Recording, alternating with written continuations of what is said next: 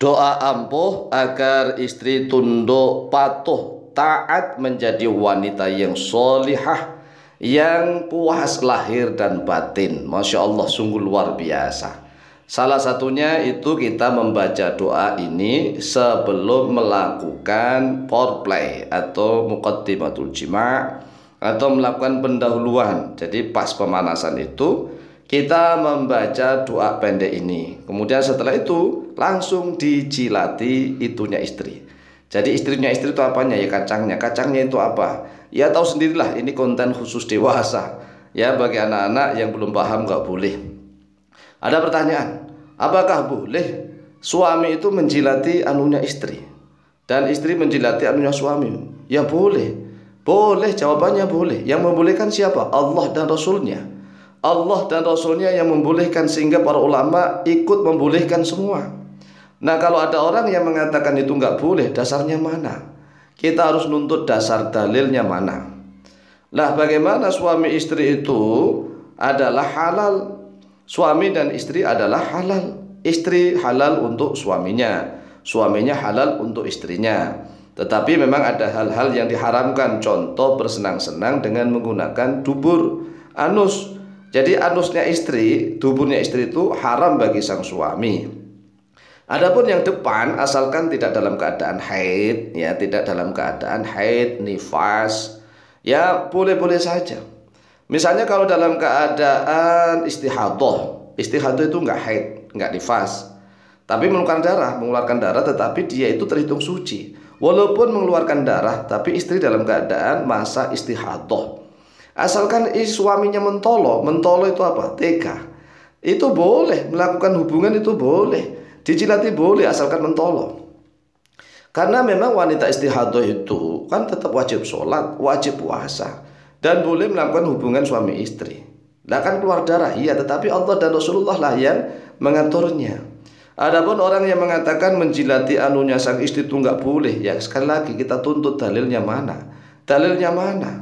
Begini loh wahai saudaraku kaum muslimin wal muslimat rahimakumullah, jangan merasa sok suci begitu. Kan ada orang yang mengatakan lidah itu kan dipakai untuk membaca Al-Quran, membaca kalimat-kalimat thayyibah, membaca Al-Quran, ya, membaca sholawat, membaca zikir dan doa. Lalu mengapa lidah itu dipakai untuk menjilati anunya sang istri? Kan jijik, wah begitu. Tetapi ini halal, jangan mengharamkannya. Adapun yang jijik ya jangan menjilati, gitu aja. Bagi yang jijik jangan menjilati, tapi tidak boleh mengharamkan. Karena Allah dan Rasulullah saja membolehkan. Jadi suami itu halal bagi istri, istri halal bagi sang suami. Adapun sekali lagi kalau dubur istri, dubur jalan belakang anus itu haram bagi sang suami. Yang mengharamkan siapa? Allah dan Rasulullah. Walaupun dubur ya bersih, sudah dicuci bersih. Ya kalau Allah dan Rasulullah mengharamkan tetap haram. Walaupun jalan depan keluar darah, tapi darahnya istihadah, bukan haid, bukan nifas. Walaupun keluar darah, tetap boleh, ya boleh. Yang membolehkan Allah dan Rasulullah begitu. Jadi agama ini aturannya Allah dan Rasulullah. Lah kalau misalnya seandainya ada pipi yang bersih, yang putih mulus, bibirnya merah, ya, pipinya mulus, bibirnya merah, tetapi istrinya orang lain, kita kecupin boleh nggak? Ya haram. Haram. Walaupun pipi mulus, bibirnya hitam, tapi istrinya orang, haram dah, itu haram. Nah sedangkan walaupun anunya istri, ya anu itu kan di selangkangan, ya di antara dua pahala, ya itu kan tersembunyi. Miliknya istri dan miliknya suami saling halal, Allah dan Rasulullah yang halalkan, maka kita tidak boleh mengharamkan. Lah lalu bagaimana kalau seandainya misalnya sang istri sudah mengeluarkan pelumas? Pelumas itu dalam bahasa Arab rutubatul farji. Apakah rutubatul farji itu enggak najis? Jawabannya tidak. Rutubatul farji, pelumas itu tidak najis. Mengapa? Karena rutubatul farji itu juz'un minal mani, satu bagian daripada mani, teksturnya sama. Kemudian alasan keluarnya hampir sama, hanya saja perbedaannya kalau keluarnya mani itu muncrat dan setelah itu lemas. Kalau rutubatul farji kan belum sampai muncrat belum. Tetapi teksturnya sama, sama-sama kental, sama-sama bening seperti susu misalnya. Ini sama dari sari pati makanan. Ada tanda petik nih. perlu digaris bawah. Jadi mani dan rutubatul farji pelumas itu berasal dari saripati makanan, itu suci. Berbeda dengan kencing, ya kalau kencing berak itu tidak dari saripati makanan, tetapi dari kotoran makanan.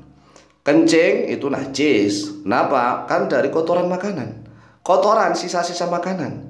Sedangkan rutubatul farji dan mani itu berasal dari saripati makanan.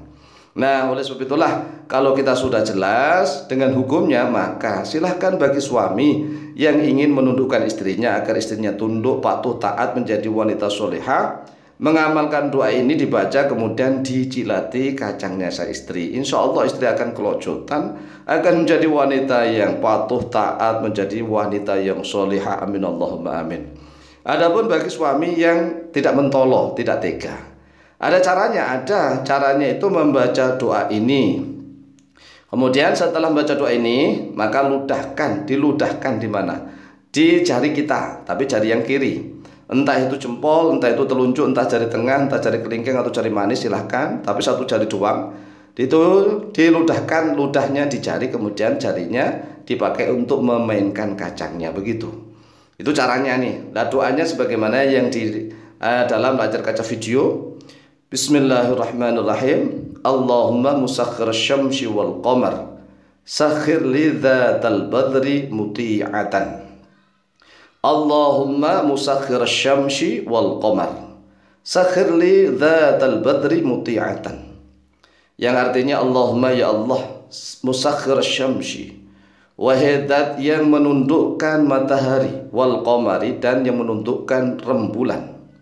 Ya Allah, wahai zat yang menundukkan matahari dan rembulan. Sakhir, tundukkanlah oleh engkau, li kepadaku, dzatal badri, pada yang memiliki klitoris ini. Yang memiliki klitoris siapa? Ya istrinya itu. Ya muti'atan, dalam keadaan taat, tunduk, patuh, menjadi wanita yang solihah. Luar biasa. Setelah itu dijilati, ya dijilati. Bagi yang tidak mentolo tadi, yang tidak tega, ludahkan ke jari, diludahi kan jarinya, kemudian jarinya itulah yang dipakai untuk memainkannya, begitu. Nah, adapun bagi saudara-saudara kami yang ingin tahu bagaimana sih penurut pendapat dalam mazhab Syafi'i untuk menjilati itunya istri, ini ada di dalam kitab Fathul Mu'in, wa dzukira fi Fathil Mu'ini, dan telah disebutkan fi Fathul Mu'ini dalam kitab Fathul Mu'in, yajuzu boleh li zauji, bagi suami, kullu tamattu'in, oleh setiap bersenang-senang, minha, daripada dia, siapa? Istrinya, dari istrinya, bima, dengan sesuatu, siwa halaqati duburiha, yang selain lingkaran duburnya istri, selain lingkaran dubur istri, selain anusnya istri. Walau bimasyi badriha, walaupun dengan mengecup, menyedot, menjilati badriha, klitorisnya istri, ya kacang istri itu boleh. Kemudian di dalam kitab I'anatul Talibin dijelaskan, walau kana tamattu'u bi masyi badriha fa innahu jaizun. Artinya, walaupun ada tamattu'u, oleh senang-senang itu, bi masyi badriha, yaitu dengan mengecup anunya istri, kacangnya istri. Fa innahu, maka sesungguhnya tamattu' itu jaizun, yaitu boleh. Jadi fa innahu jaizun, boleh. Jadi kalau memang Allah dan Rasulullah dan para ulama membolehkan, kita enggak boleh mengharamkan. Emangnya kita siapa? Ya, sekali lagi, jadi jangan mengukur segala sesuatu dengan nafsunya sendiri, tetapi ukurlah segala sesuatu itu berdasarkan ilmu. Sekali lagi, kalau bagi yang jijik, maka baca doa ini kemudian ditiupkan atau diludahkan di jarinya, kemudian jarinya itu dipakai untuk memainkan kacangnya istri. Bagi yang tidak jijik, yang suka, ya langsung saja baca doa ini, kemudian lidahnya dipakai untuk menjilati anunya sang istri. Insya Allah hasilnya sungguh luar biasa. Silakan diamalkan, insya Allah mustajabah biidznillah. Wallahu ta'ala a'lamu bishawab.